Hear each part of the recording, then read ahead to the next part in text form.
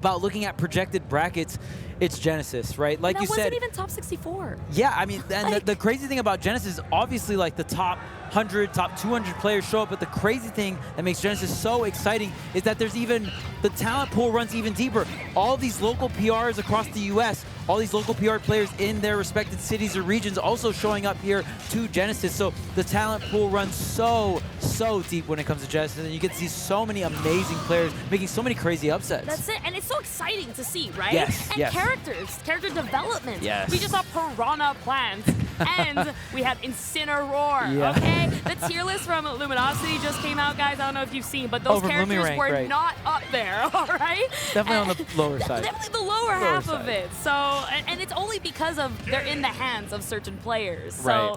when you really consider it, and we're having another character too who is considered a high tier character, and especially in the hands of a certain Spargo.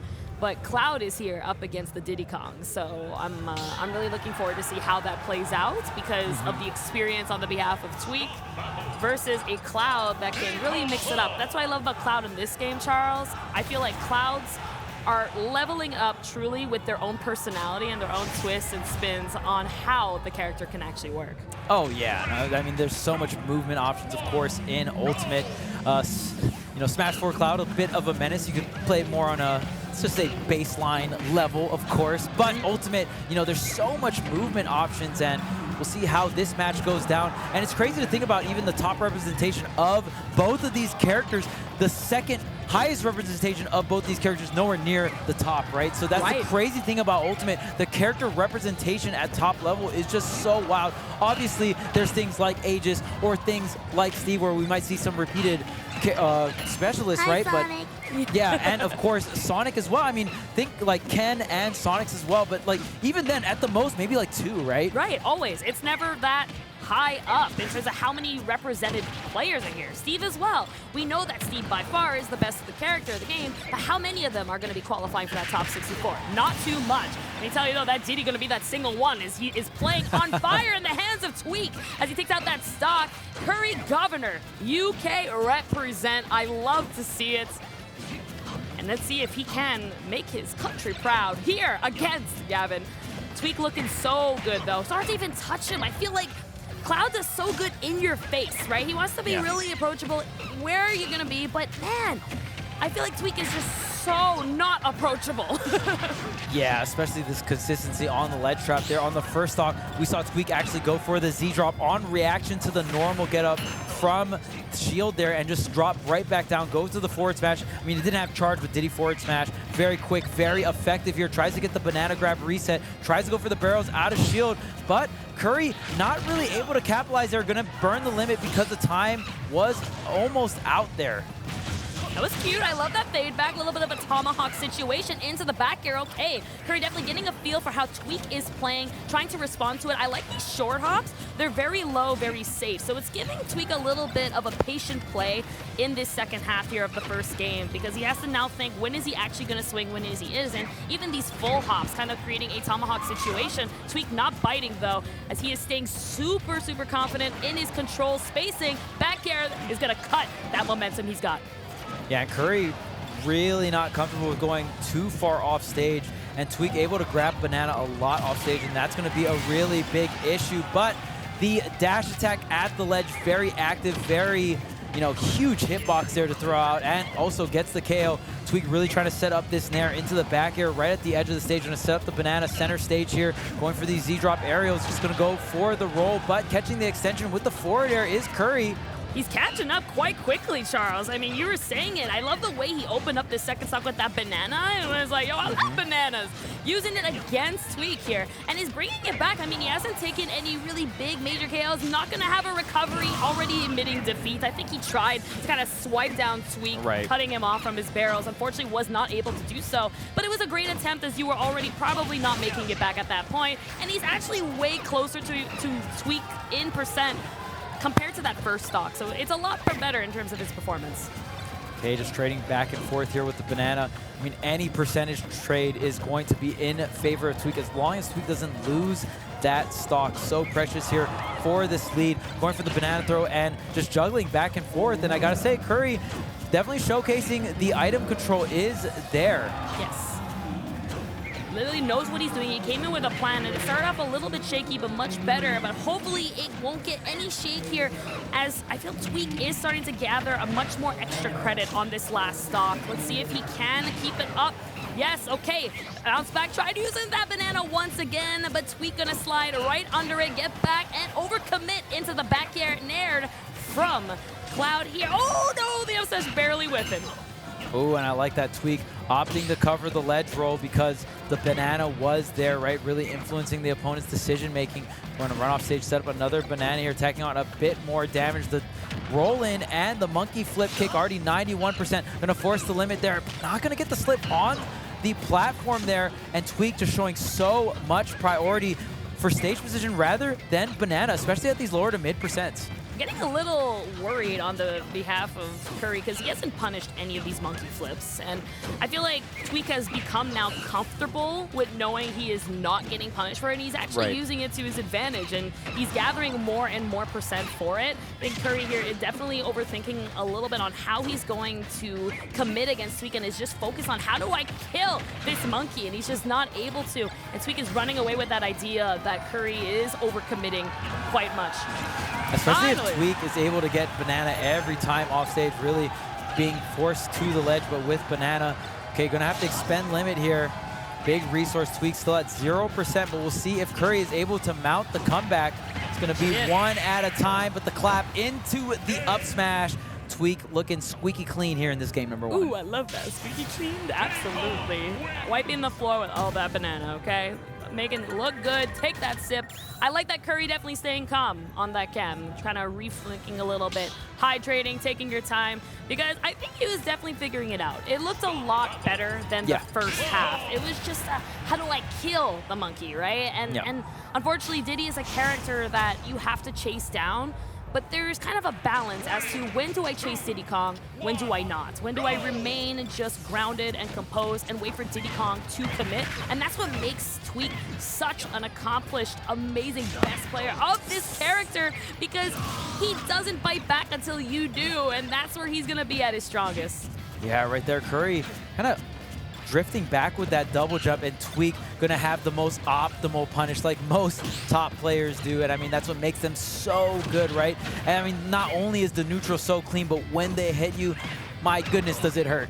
Oh yeah, it's gonna pack a punch. Both of these characters actually, when they hit you, you're taking a lot of damage. Diddy Kong, of course, needing more of a setup into a KO, where on the behalf of Cloud, you can just swing and hope that it does KO. But to actually land that is predictable on that end, and that's what's making it so hard. But so far, I mean, besides that early stock, we're back into this kind of rhythm where Curry is making the damage and is slowly coming back, but that extra credit on the behalf of Tweek is not making it easy, because when Tweek makes any kind of percent, he doesn't just hit you. He completely demolishes you. He's going to make a lot of percent really, really quick, and he's going to make every hit count.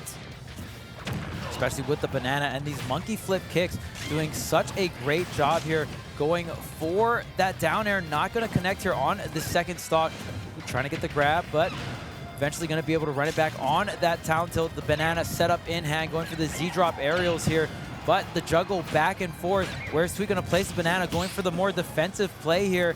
Oh, no shield, and there is the Z-drop, but no forward smash. Don't we love being human characters in Smash Brothers? You know, you can't jab lock them consistently. You can't even have them duck. They've just taken a little nap.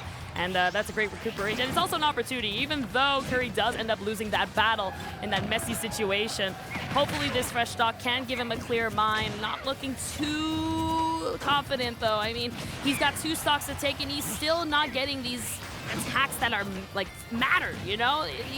He's definitely struggling a little bit, and I feel like he has to play a little bit more on the defense side, because his pattern in his neutral has been very consistent, and that's a good thing but a bad thing as well, because when you start creating a pattern, your opponent's going to be catching it, and these short hops aren't going to do it always and forever, and you're going to become comfortable in that mobility play.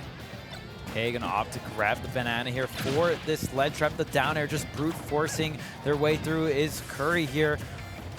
Probably made the upset over Goblin if I do remember the projected correctly here. So just, I mean, just a crazy set. He's Curry going to be able to get the game on the board here, even things up 1-1? If so, it's going to be quite the climb. The cross slash barely going to not connect here for Tweek. Tweek going with that fade back on the double jump here. The edge guard, the parry, the down tilt, not enough. On the normal getup, just going ahead and keeping the down tilts on point. I'm still waiting for the moment someone actually punishes Cloud for that. I feel like everyone's got the parries down, but actually punishing Cloud on that landing is a lot harder than it actually looks like. I love that. Understanding the limit of the character, quite literally using it to give yourself another boost, showing that Curry still has fight in him. He's not giving up even with the 2-stock lead, because Cloud is that character that can surprise you when it comes down to kicks. But that kick there, gonna leave a little mark from Diddy Kong as he's alive! God, this man does not want to give up. Get out of here. But there's so many situations where Tweek is creating these scrambles right by the ledge, and this is definitely a top player thing, and it's so annoying when you get hit by it, but there's so much situations where you see a monkey flip or you see a hitbox right by the ledge, and you instinctively want to tech because you don't know if you're going to get hit and stage spiked, right? But if you go for the buffered tech and you're not going off reaction, guess what you buffer from the ledge? A ledge roll. And these damn top players, they know, and you already know Tweek with the coverage right there with the up smash, and even just kind of beating out the scrambles too, because in that situation, we didn't get a ledge roll, but we saw a down tilt afterwards, right? So a lot of these top players, they understand the scramble situation, and they know your tendencies after a scramble. It's not even getting the hard read per move, but it's like, oh, you like to attack after scramble. You like to defend after scramble, right? And that's what makes these players so consistent. That's it. It's all about understanding what you're doing and being able to be better and fast enough to use that against you. Yeah. And that's what and it comes around on the defensive play as well, where on the other side, top players, if they're behind, they know how, like we saw with SkyJ earlier, will come back and will learn. They're going to understand what are they doing wrong and what do they need to do right. Now, Charles, we talked a little bit about tech rolling. I feel like that's one of the things changing a lot in the meta, where before you want to tech a lot, unless it was versus like Inkling Roller or something, but now it's as if you don't want to tech in neutral and you kind of want to react based on what the opponent is being positioned in. So it's interesting to see that these are constantly coming out today in Genesis, and to keep in mind that sometimes teching may not be the best option, just like that double jump from the air, because it is biting Curry in the bum as he is just doing it over and over. And Gavin here definitely taking it for a little bit of a ride. Yeah, even just setting up platform tech chases, right? We see players like Light really abuse that, using Fox's throws where it's like, oh, well, just shield versus Fox, right? And then they throw you on top of platform and then just go ahead and react to the platform tech chase. And tech chasing in general, just so powerful in Ultimate. So seeing the top players utilize that in many different ways in many different areas of the stage, always a fun thing to watch. Tweek gonna definitely be one of those players coming in with a burst forward air, waiting for the roll, but really prioritizing the stage positioning. Forward tilt not gonna connect here, and Curry just trying to get this stock, but left to right is the barrels. I love that Tweek is just not messing with limit at all. I like that he doesn't. I'm out. Yeah, I'm out. And that's kind of the great response you can do to limit. It does have that timer, quite literally a limit. And it's great to use it to your advantage that, hey, Cloud has to actually commit and come to me. So I'm just going to use my speed here as the fast little monkey that he is to get out of the way and just wait for that timer to come out and keep up this rampage. Then he goes back to this aggression, this switch, man, Tweek on and off. I'm staying defensive, I'm going in. Defense, going in. He understands when to use it perfectly, and that's why this has been such a dominant performance here from Tweek. Okay, I like the movement coming out from Curry. We saw some flick shots as well, but not going to be able to be ready for the DI out on that down throw. Tweek very aware of it and just going to get the follow-up back here. Going to catch the air dodge, though. Curry staying in this game, but you only got one more game left if you go ahead and let Tweek get this final one. That'll be the 3-0 in the coffin. Oh, yeah. You're running out of time, and the last stock potentially here in the winner's side of the bracket, potentially getting into top 64. Curry showing the signs of life as he finally lands a limit here into back air. I love that little setup as well. New things on the side of Cloud.